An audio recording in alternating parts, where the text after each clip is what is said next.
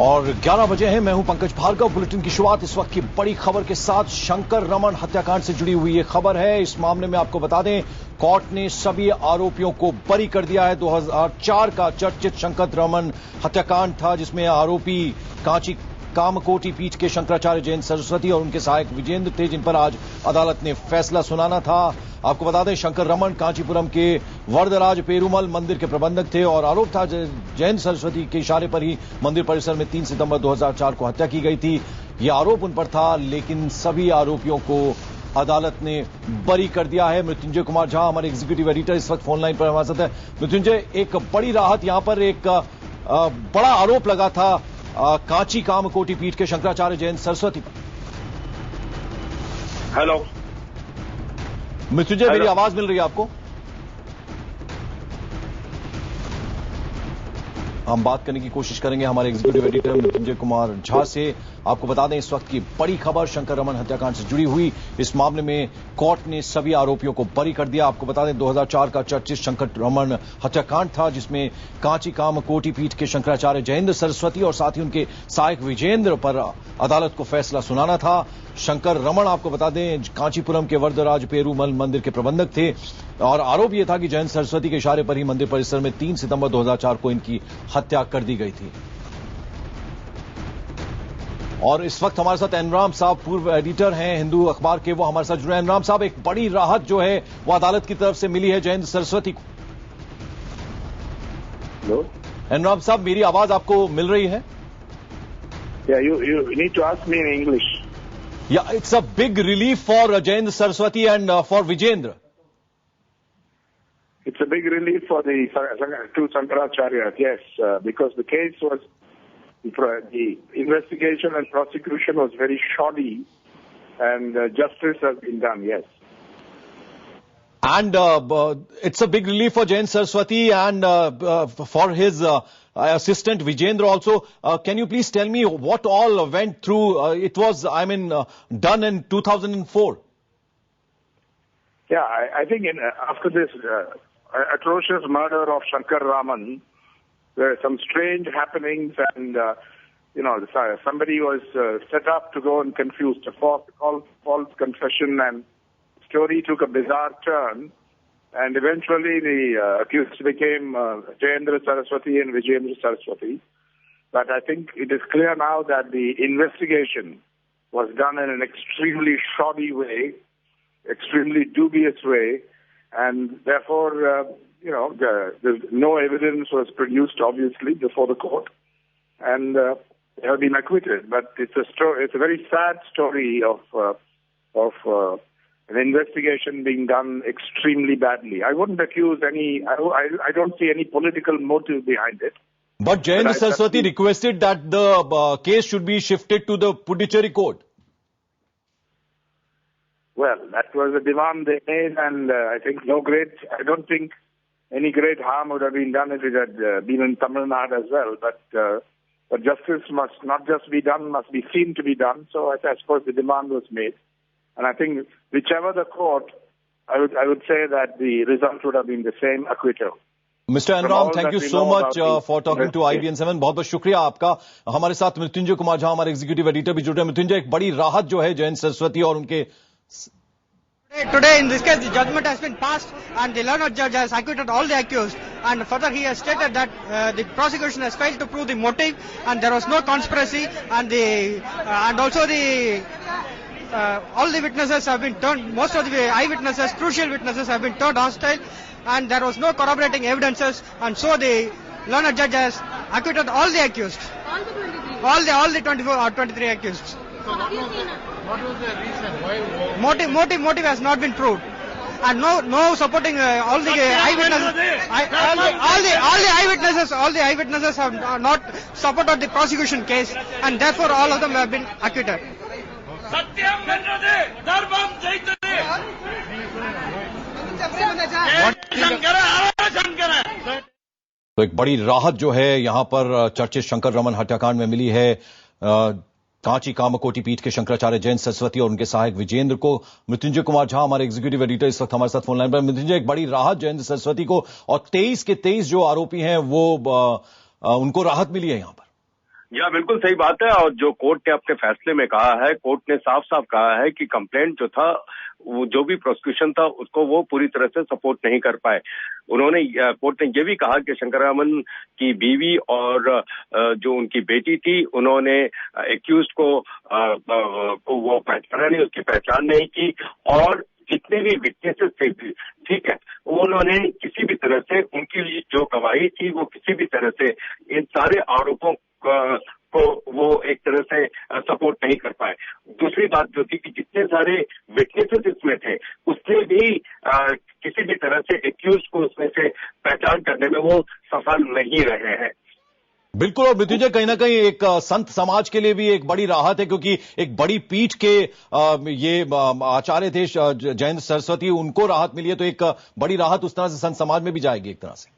नहीं, ये सही बात है, लेकिन देखिए, आप कोर्ट ने जो फैसला दिया है, कोर्ट ने साफ साफ इस चीज को अंडरलाइन किया है कि जिस तरीके से इस केस का इन्वेस्टिगेशन होना था, वो बहुत ही शॉडी इन्वेस्टिगेशन रहा। जिस तरीके से केस की जांच पड़ताल होनी चाहिए थी, वो बिल्कुल उसमें से जो आईओ थे, उन्होंने इस केस की इन्वेस्टिगेशन ढंग से नहीं की, और किसी भी तरह का जो सपोर्ट करने की जो मटेरियल होता है, वो चीज में उसमें वो असफल रहे। साफ साफ कोर्ट ने ये भी कहा है कि कुछ ऐसा लगता है कि कुछ विटनेसेस जो वहां पर वो बुलाए गए थे, वो ऐसा लगता है कि वो उन पर किसी तरह का प्रेशर था, प्रेशर में उनसे बयान दिलाया गया था। तो साथ ही के कोर्ट ने पूरे जांच पर भी सवाल निशान जो है वो लगाए हैं, और एक तरह से आप कह सकते हैं कि सबूतों के अभाव में कोर्ट ने सभी एक्यूज को बरी किया है। बिल्कुल, इमरान कुरैशी इस वक्त हमारे साथ वरिष्ठ पत्रकार जुड़ रहे हैं। इमरान, एक कहा जाए 2004 का ये मामला था और काफी चर्चित ये शंकर रमन हत्याकांड था। इसमें 23 जो आरोपी थे, उन सबको एक तरह से राहत मिली है कोर्ट की तरफ से। इसमें कोई आश्चर्य की बात नहीं है, क्योंकि ये तो जिस तरीके से इतने विटनेसेस थे, इतने अक्यूज थे, और उसमें से अगर एक या दो अगर हॉस्टाइल बनते तो अलग बात होती थी, मगर यहाँ तो सारे के सारे अक्यूज हॉस्टाइल बन गए। तो इसके बाद इसका मामला तो उसी में खत्म हो गया ये केस का। तो इसका अभी सवाल ये उठता है कि इसका अक्यूज कौन है, कौन शंकर रमन की हत्या की।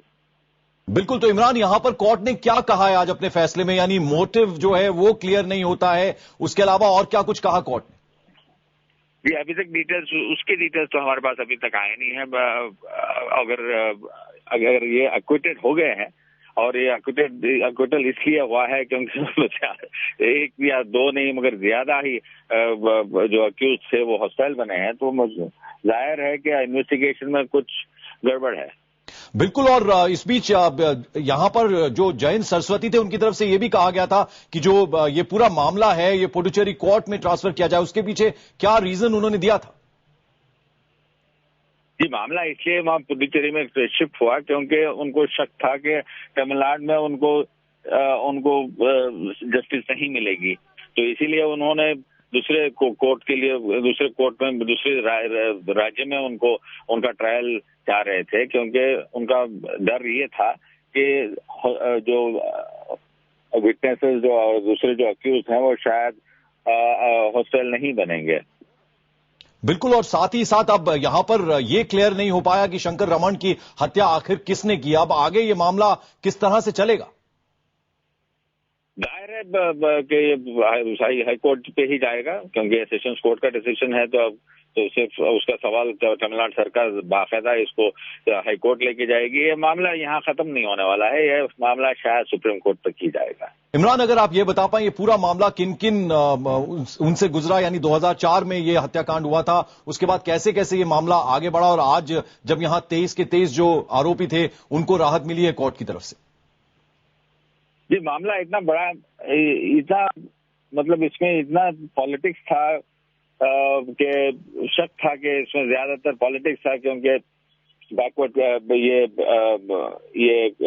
बहुत ही मशहूर मठ है जिसके फॉलोअर्स शायद सारे देश में भरे हुए हैं। और उसके बाद जब पॉलिटिकल जब भी जयललिता सरकार में जयललिता मुख्यमंत्री थे और अभी भी वो मुख्यमंत्री हैं। और इमरान, जो चिट्ठी बहुत चर्चित हुई थी, उस चिट्ठी में क्या कुछ था जिसको वजह माना जा रहा था कि वो वजह बनी इस हत्याकांड की? जी सुनाई नहीं दिया। इमरान, वो चिट्ठी में ऐसा क्या था, क्योंकि वो चिट्ठी जो थी वो ही इस बड़े हत्याकांड की वजह बनी थी। हाँ, वो चिट्ठी के बारे में जो शंकर रामन का जो मामला है वो ये है कि उनको वहाँ जो मठ के जो फंड हैं वो ठीक तरह से सर्च नहीं हो रहे थे, उसमें मिसअप्रोप्रिएशन हो रहा था जी, और इसी वजह से ये उनकी हत्या हुई थी।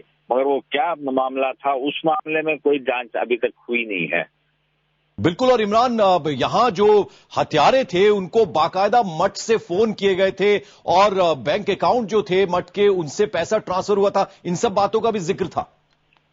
बाकायदा जिक्र था, मगर इसमें इस जजमेंट में अभी इस कोर्ट के ऑर्डर में देखना पड़ेगा कि उसके बारे में कुछ कोर्ट कहती है क्या नहीं कही है। उसके डिटेल्स के लिए तो हमें और थोड़ी देर इंतजार करना पड़ेगा। और जयेंद्र सरस्वती और उनके जो उत्तराधिकारी थे विजेंद्र सरस्वती, उनका नाम किस तरह से इस पूरे मामले में सामने आया था, कैसे उन पर जो था वो आरोपों के घेरे में आए थे? जी, वो उनका नाम इसलिए आया था क्योंकि उसमें से एक जो अक्यूज था उसमें से शंकर रामन की जो फैमिली थी और उसके उनको जो सहायता कर रहे थे उनका भी शक था। और उसके अलावा एक अक्यूज ने भी उनका नाम लिया था कि इनके डायरेक्शंस पे ही ये हत्या हुई थी, तो इसलिए उन दोनों का नाम आया था। एक का नाम आया, सीनियर स्वामी जी का आया, तो उसके बाद जूनियर स्वामी जी का भी आ गया। और वो वक्त याद है कि नवंबर की 11 तारीख से 2004 के जब हैदराबाद से उनको अरेस्ट किया गया था। चलिए इमरान, बहुत बहुत शुक्रिया इस तमाम अपडेट, ये जो जानकारी आपने दी उसके लिए आपका बहुत बहुत शुक्रिया। तो आपको बता दें इस वक्त की बड़ी खबर शंकर रमन हत्याकांड से जुड़ी हुई। इस मामले में कोर्ट ने सभी आरोपी जो कुल मिलाकर 23 आरोपी थे उनको बरी कर दिया है। इस मामले में कांची कामाकोटी पीठ के शंकराचार्य जयेंद्र सरस्वती और उनके शिष्य विजेंद्र सरस्वती का भी नाम था। इस खबर पर लगातार हम आपको आगे भी अपडेट देंगे।